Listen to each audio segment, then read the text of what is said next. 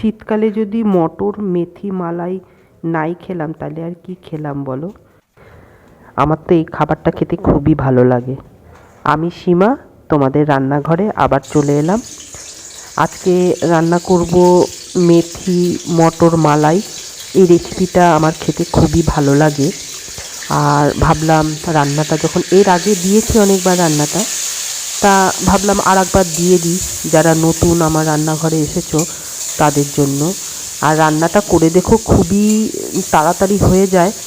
আর কি বলো তো, খেতে সত্যি দারুণ লাগে। তুমি এটা পরোটা হোক রুটি হোক যে কোনো দিয়ে এটা দারুণ খেতে লাগে। আমার তো খুবই ভালো লাগে। আমি আবার একটু ভাত খেতে বেশি ভালোবাসি, ভাতের সাথে আমার আবার বেশি ভালো লাগে। কিন্তু আমার হাজব্যান্ড আবার বলে এটা নাকি পরোটা দিয়ে বেশি ভালো লাগে। অবশ্য দেখো, যার যার খাওয়ার সেটা তো কেউ বলতে পারবে না যে এটা আমার ভালো লাগে বলে তোমারও ভালো লাগে। কিন্তু রান্নাটা করে দেখো, এই রান্নাটা খুব সুন্দর। আমি দেখো সব রেসিপিগুলো লিখেও দিয়েছি। আর করতে এমন কিছু টাইম লাগে না, খুবই সোজা। তাই তোমাদের জন্য এই রেসিপিটা শেয়ার করলাম। করে দেখো, ভালো লাগবে। আর এখন শীতকালে তো মানে মটরশুঁটি খুবই সস্তাও বলতে পারো। আর এত পাওয়া যায় যে ওটা কিছু বিভিন্ন রকমভাবে রান্না করে না খেলে মনে হয় শীতকালটা বৃথা গেল। এইসব খাবার যদি শীতকালে নাই খেলাম, গরমকালে তো সব কিছু এত খাবার ভালো লাগে না।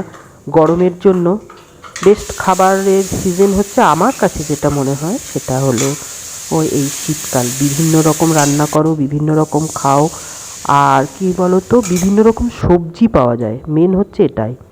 কত রকম সবজি পাওয়া যায়, সেটা দিয়ে বিভিন্ন রকমভাবে রান্না করলে বাড়ির সবাই খুশিও থাকে, খেতেও ভালো লাগে। আর যে রান্নাটা তাড়াতাড়ি হয় সেটা করে নেওয়াই ভালো। দেখো, গল্প করতে করতে রান্নাটা যে কখন হয়ে গেল বুঝতে পারলাম না। এই যে মটর দিলাম, এরপর মালাই দেব, ব্যাস।